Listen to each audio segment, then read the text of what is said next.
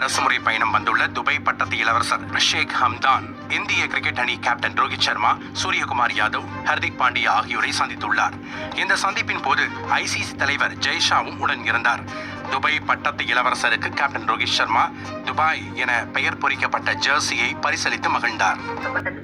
டெல்லியில் மத்திய வெளியுறவு அமைச்சர் ஜெய்சங்கர், ராணுவ அமைச்சர் ராஜ்நாத் சிங் உள்ளிட்டோர் துபாய் இளவரசரை சந்தித்து பேசினர். தொடர்ந்து இரு நாட்டு அதிகாரிகள் உடனான ஆலோசனை கூட்டம் நடந்தது. பின் பிரதமர் நரேந்திர மோடி, இளவரசர் ரஷீத் அல் மக்தும் இடையிலான சந்திப்பு நிகழ்ந்தது. பிரதமர் மோடியுடனான சந்திப்பு தன்னை மிகவும் மகிழ்ச்சியில் ஆழ்த்தியதாக இளவரசர் மக்தும் பதிவிட்டுள்ளார். இந்தியா வருகை மற்றும் மோடியுடனான சந்திப்பு இந்தியா UAE நாடுகள் இடையிலான நட்பு, நன்னம்பிக்கை அடிப்படையில் தொன்று தொட்டு வரும் வரலாற்றை மீண்டும் உறுதிப்படுத்தியது எனவும் ஷேக் ரஷீத் கூறியுள்ளார்.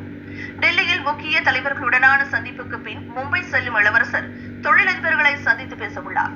புதிய கண்டுபிடிப்புகள், தொழில்நுட்பம், தொழில் முதலீடு குறித்து ஆலோசனை நடத்த உள்ளார்.